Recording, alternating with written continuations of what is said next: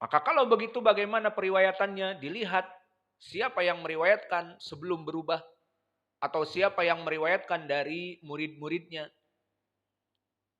Maka Al-Mas'udi mukhtalid. Berkata Imam Ahmad, kullu man sami al-Mas'udi bil Kufah fahuwa jayyid. Ini dia takrir dari ulama yang bisa kita ambil. Setiap murid-muridnya dari Kufah, maka hadisnya baik.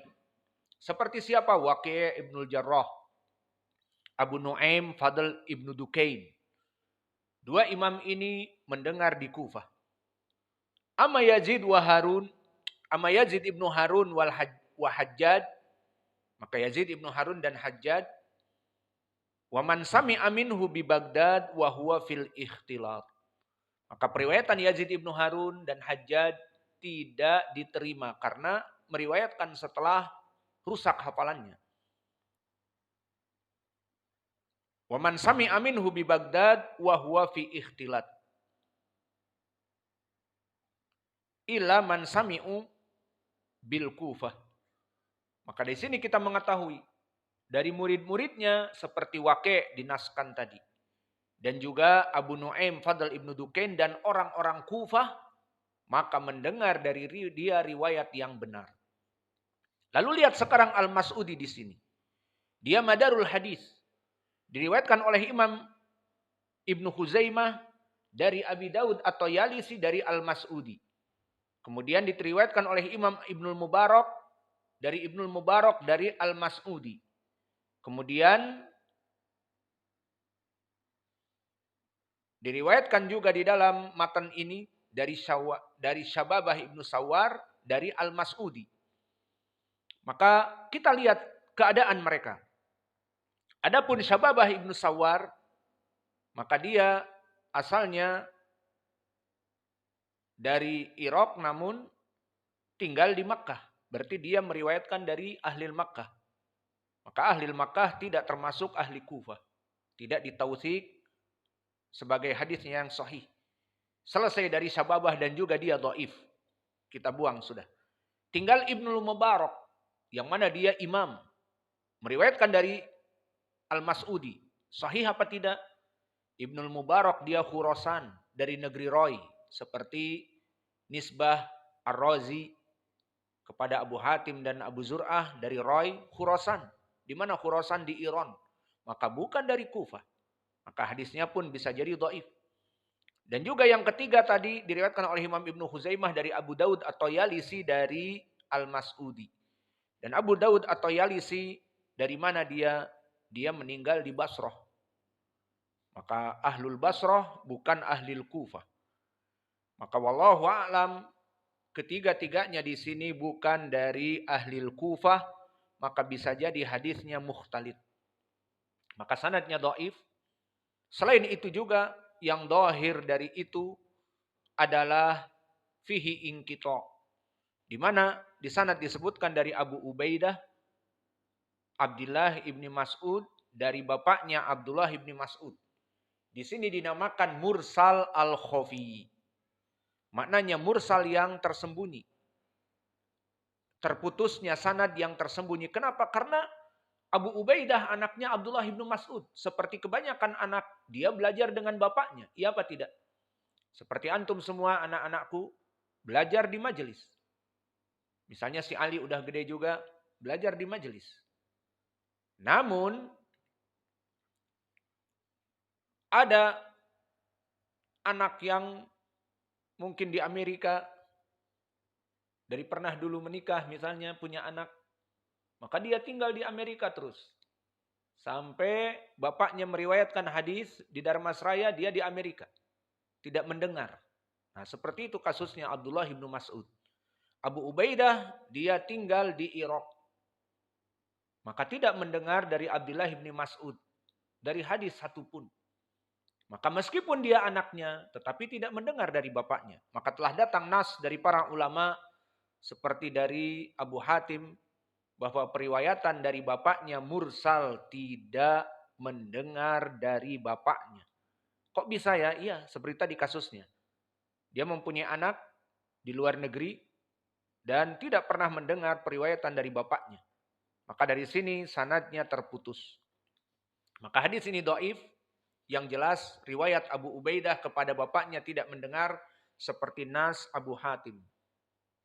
Dan nanti ini yang akan kita pelajari di kitab Dawabit Jarh wa Ta'dil, bahwa jika ada nas dari para ulama satu dan ulama itu muktamad seperti Abu Hatim ahli Jarh wa Ta'dil, maka kita ambil. Maka jalan ini meskipun dhaif telah ada mutaba'ah. Disebutkan oleh Imam Ibnu Taimiyah di Majmu' al-Fatawa, lihat mutabaahnya. Wa qad rawa hada an Ibnu Mas'ud min wajhin akhar. Kata Imam Ibnu Taimiyah telah datang di jalan yang lain, diriwayatkan oleh Imam Ibnu Battah di Ibanahnya dengan sanad yang sahih dari jalan Al-Walid Ibnu Muslik. Di sini ditaklik oleh penulis yang rajih Al-Walid Ibnu Muslim, salah tulis dari percetakan. Dari jalan Al-Walid Ibnu Muslik, yang benar Al-Walid Ibnu Muslim, an Thawri Ibnu Yazid, an Amr Ibnu Qais,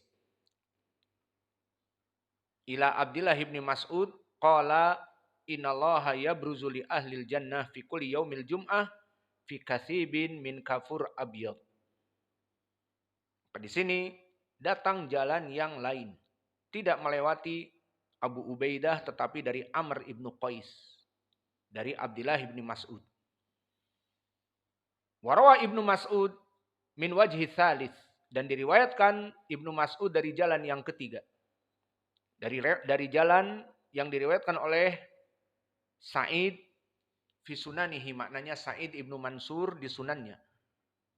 Hadatsana Faraj Ibnu Fadalah an Ali Ibni Abi Talhah dari Ibnu Mas'ud. Anahu kana yaqul bakiru fil gudu fi dunya ila jumu'at fa innallaha yabruzu li ahlil jannah fi kulli yaumi jumu'ah ala kathibin min kafur abyad fayakunun nas minhu fid dunu au fid danu ka godauhum fid dunya ilal jumu'ah. Maka berkata Ibnu Abbas, wahai kaum muslimin, cepat-cepat kalian menghadiri Jumat di dunia, karena kelak di surga penduduk surga akan bertemu dengan Allah di wadi yang putih, dan pendekatan mereka kepada Allah posisinya sesuai dengan cepat-cepatnya mereka datang kepada hari Jumat. Ini dinukilkan oleh Syekhul Islam Ibnu Taimiyah di Majmu' al-Fatawa dari mutaba'ah. Maka oleh sebab itu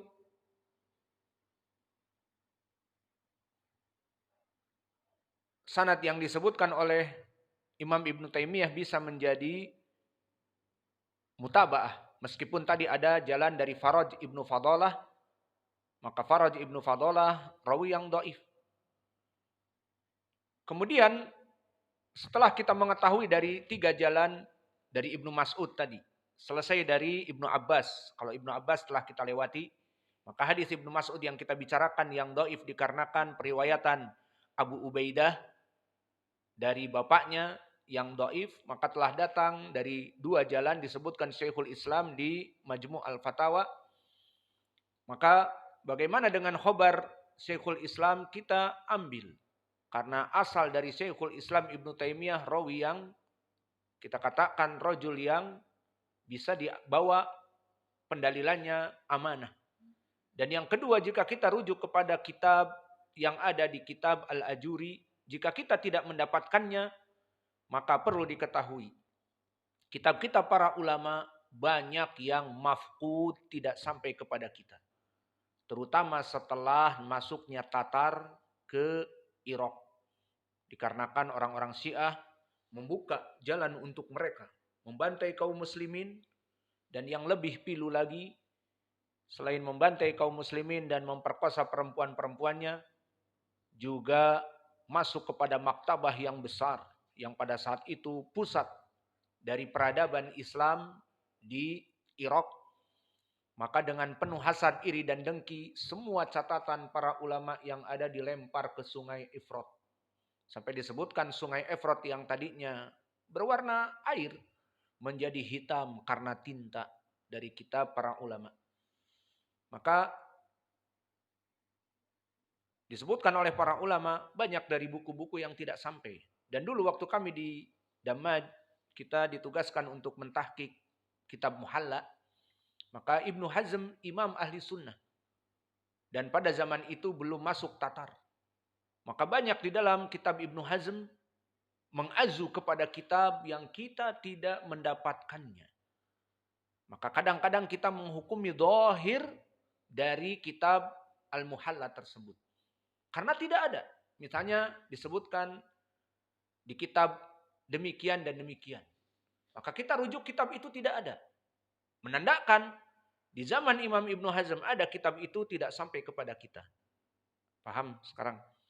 Maka akhirnya kita menghukumi dari sanad yang ada yang disebutkan oleh Imam Ibnu Hazm. Kesimpulannya, berapa banyak dari kutub tidak sampai? Contohnya di sini. Bahwa hadis yang disebutkan oleh Imam Ibnu Taimiyah dengan sanad tadi. Dan dengan lafaz. Kemudian jika kita rujuk kepada kitab Al-Ibanah, tidak dapat. Kok bisa? Kitab Ibanah telah dicetak 3 jilid. Kok bisa hadis ini yang disebutkan oleh Imam Ibnu Taimiyah dinukilkan di Majmu' al-Fatawa dengan sanad, kok tidak ada? Maka perkara seperti ini biasa. Karena apa? Banyak dari kutub-kutub yang hilang dinukilkan oleh para ulama sebelum itu, sebelum masuknya Tatar kepada Irak, dan ditulis oleh mereka, dan kitab yang kita dapati di zaman now tidak ada. Maka itu perkara yang biasa. Namun yang penting Allah masih tetap menjaga agama kita dari Al-Quran dan Sunnah. Adapun dari penulisan kitab-kitab para ulama, memang sudah ditakdirkan sebagian kutub hilang. Seperti yang paling sedih juga kitab Ilal dari Hayatul Wadi, Ali Ibnul Madini. Yang ada hanya di mujallad sedikit sekali. 1 kitab, dan itu pun hanya 100 lembar. Lalu kemana kitab yang agung itu? Hilang. Maka Allah tetap menjaga agama ini. Adapun karya para ulama, maka mereka manusia. Dan alhamdulillah ilmu masih banyak dari ulama-ulama yang lain. Maka jika ada kutub-kutub yang hilang, Allahul Musta'an. Namun itu sudah menjadi qada dan qadar. Namun usul dari Al-Quran dan Sunnah Allah tetap menjaganya, tidak ditenggelamkan oleh Tatar. Karena Allah berfirman, Inna nahnu nazzalna dzikra wa inna lahu lahafidun. Maka sungguhnya kami menurunkan Al-Quran dan Sunnah dan agama Islam ini, dan pasti kami akan menjaganya. Maka inilah jika ditanya apa yang diazu di dalam kitab Majmu' al-Fatawa kepada kitab Sunan Ibnu Mansur tadi, dan juga kepada kitab Ibnu Battah, tidak didapati. Maka kita katakan bahwa Syekhul Islam Ibnu Taimiyah thiqah, tidak berdusta. Dan kita katakan kitab yang ditulis oleh dia ada pada zamannya, di zaman now tidak sampai kepada kita. Selesai. Ya apa tidak? Maka oleh sebab itu kita meminta kepada Allah agar Allah memberkati tulisan kitab kita. Berapa dari kaum muslimin berijtihad membuat kitab sepanjang hayatnya. Kemudian misalnya kitab itu sampai sekarang tidak sampai kepada kaum muslimin. Padahal dia menulis kitab tujuannya agar dibaca oleh kaum muslimin, mendapatkan pahala, bagi yang membacanya masuk kepada amal jariyah, masuk kepada ilmun yuntafa'u bihi. Dan man sana sunatan fil Islam hasanah fa'alihi ajruha wa ajru man amila biha. Namun sebagian dari kutub tidak sampai, karena itulah dihancurkan oleh Tatar, ataupun hilang, ataupun belum sempat oleh para ulama di zamannya itu disebar, dicetak misalnya. Maka tidak sampai kepada kita, ya tidak apa-apa. Antara dia dengan Allah. Maka kita